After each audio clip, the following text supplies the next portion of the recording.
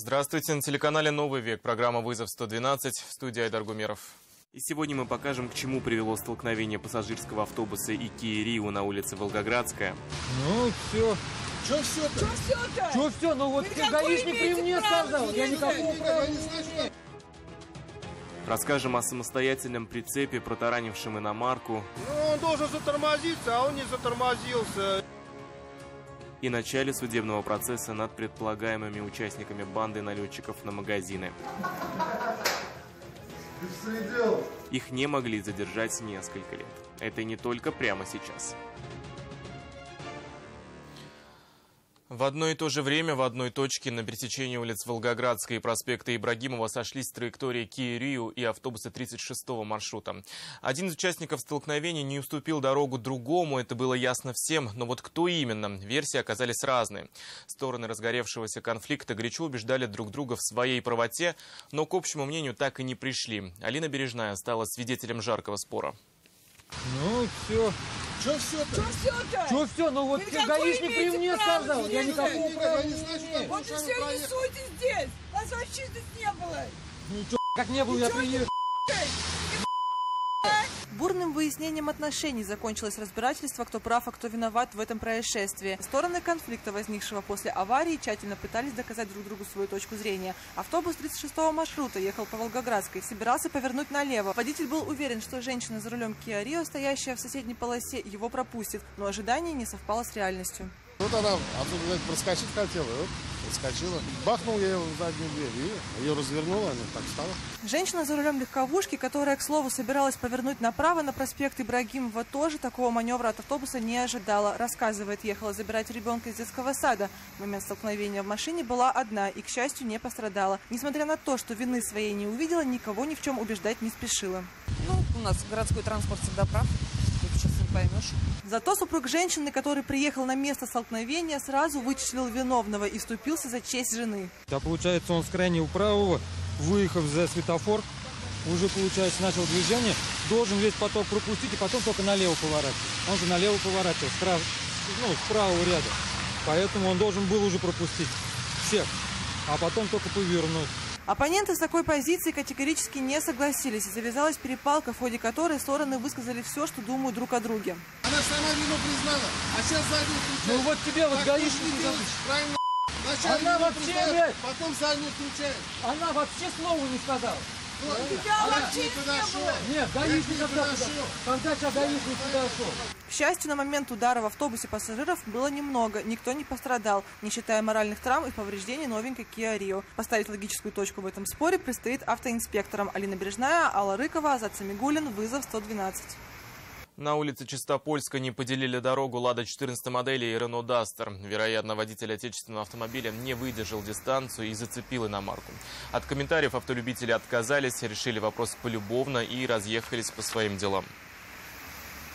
Беда не приходит одна. Этот принцип проверил на себе водитель «Лады» 13 модели. Накануне вечером на улице Боевой он вылетел на встречную полосу в попытке объехать компанию мужчин, которые меняли пробитое колесо своего автомобиля прямо на проезжей части.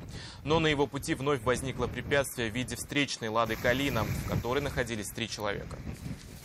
Резко налево взял на встречу. Там народу много. Чтобы избежать, он говорит, я выехал на встречку, как раз мы едем. Сам, наверное, тоже ничего не понял. К счастью, удалось отделаться малой кровью. Оба автомобиля лишились зеркал заднего вида и получили небольшие царапины. Никто не пострадал, только испугались. В плохих погодных условиях и в темное время суток подобная встреча могла закончиться намного хуже. Все свое везу с собой, но не в этот раз. Курьезная авария произошла на пересечении улиц Журналистов и Халитова. Причиной ДТП стал отцепившийся прицеп грузовика. Неуправляемая махина стала скатываться назад и остановилась лишь после столкновения с автомобилем Toyota. Все подробности у Лины Зинатуллиной. Он сам катился вниз, и все. У него оторвался, да? Да. Прежде чем врезаться в легковушку, многотонник миновал пешеходный переход и проезжающие мимо автомобилей. Кеглей в импровизированном боулинге стала «Тойота». Ее владелец не успел увернуться от катившегося прицепа. Там они стояли на светофоре, конечно, там по две полосы, конечно, не среагировал. Он просто не успел уехать. Ну да, там, во-первых, с левой полоса как бы мешал, не успел среагировать. Всю картину прояснил водитель грузовика с номерами Тверской области. Рассказал, что уже проехал перекресток и остановился от него в нескольких десятках метров. Прицеп был пуст, и чтобы загрузить товар, дальнобойщик отцепил его от тягача, но вскоре что-то пошло не так. Ну, он должен затормозиться, а он не затормозился. И еще я из-за невнимательности противооткатное устройство не положил. В результате аварии никто не пострадал. Учитывая прозрачность ситуации, искать виноватого автоинспекторам долго не пришлось. Лина Знатульная, Айрат Насипов, Константин Бушуев, вызов 112. 3 человека погибли, еще один пропал. «Лада» 11 модели с номерами Удмуртской республики вылетел в реку Иш возле села Назяр в Агрызском районе. Трагедия произошла поздней ночью. Группа из 4 человек поехала на рыбалку. По предварительной версии, пьяная жительница села Терси съехала с обрыва берега в реку. Водолазы извлекли из автомобиля тело 43-летнего мужчины, 37-летнего жителя Ижевска и женщины, возраст которой устанавливается. Тело 62-летнего мужчины обнаружено в автомобиле не было. Сейчас его ищут спасатели. В Набережных Челнах сгорела «Тойота». Предварительная причина – поджог. Инцидент произошел еще в ночь на 13 ноября. Иномарка была полностью охвачена огнем. Прибывшие на место огнеборцы справились с пожаром за 4 минуты. К тому моменту легковушка сгорела целиком. По данным средств массовой информации, одна из камер видеонаблюдения зафиксировала предполагаемого поджигателя. Он стоял возле иномарки, когда произошла вспышка в районе капота. После возгорания неизвестный скрылся. Пострадавший владелец сообщил, что у него ни с кем конфликтов не возникало. Грабили, избивали и практически не оставляли следов, что сильно затруднило раскрытие банды. В Верховном суде стартовал процесс по делу предполагаемой банды налетчиков, наводивших ужас на ломбарды, букмекерские конторы и торговые точки. О расцвете и распаде криминальной структуры расскажет Айрат Назипов.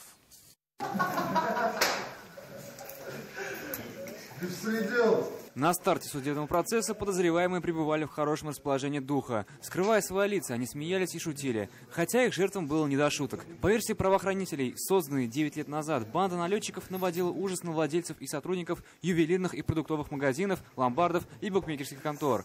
Они, 7 человек, обвиняются в кражах и разбойных нападениях в Казани, Варском и Балтасинском районах республики. Опознать злоумышленников было довольно трудно. Они тщательно планировали свои ограбления и делали все, чтобы не оставлять следы. Как установили оперативники, роли при совершении преступлений распределялись следующим образом. Водитель оставался в машине, второй участник контролировал ситуацию у входа, а остальные, как правило, от 2 до 4 человек, забегали в помещение. Жертв связывали и избивали. Во время одного из ограблений, согласно уголовному делу, предполагаемые преступники схватили женщину-администратора за волосы и несколько раз ударили головой о пол и дверной косяк. При другом налете применили газовый баллончик. Все попытки помочь пострадавшим пресекали на корню, открывая стрельбу из травматического пистолета. В наш салон ворвались какие-то люди. Они ворвались, значит, повалили охранника на пол, его начали бить. А один из них ворвался ко мне в операторскую. Начал кричать, типа, давай денег, толкать меня, толкнул. Прокурор сидел в зале суда, адвокаты сидели. И непосредственно Галеев, он мне угрожал, то, что он выйдет и со мной разберется. Подозреваемых задержали только спустя несколько лет. Они успели причинить ущерб на сумму порядка 3,5 миллионов рублей. Добыча от каждого налета составляла 50-60 тысяч рублей. Всем фигурантов меняется 11 разбойных нападений, 3 кражи, незаконное хранение огнестрельного оружия и бандитизм. Но некоторые из них пошли еще дальше. Обвиняемые пытаются всячески осложнить расследование. Так, на одном из следственных действий один из обвиняемых пытался применить насилие в отношении сотрудника подразделения по борьбе с организованной преступностью. В отношении остальных, писавших многочисленные жалобы в надзирающие органы, возбуждено уголовное дело по статье 306 Уголовного кодекса Российской Федерации. Это заведомо ложный донос, так как информация не соответствовала действительности. В деле 58 томов. Сегодня суд установил личности участников процесса, а гособвинение приступило к оглашению обвинительного заключения. Айрат Назипов, Константин Бушуев, вызов 112.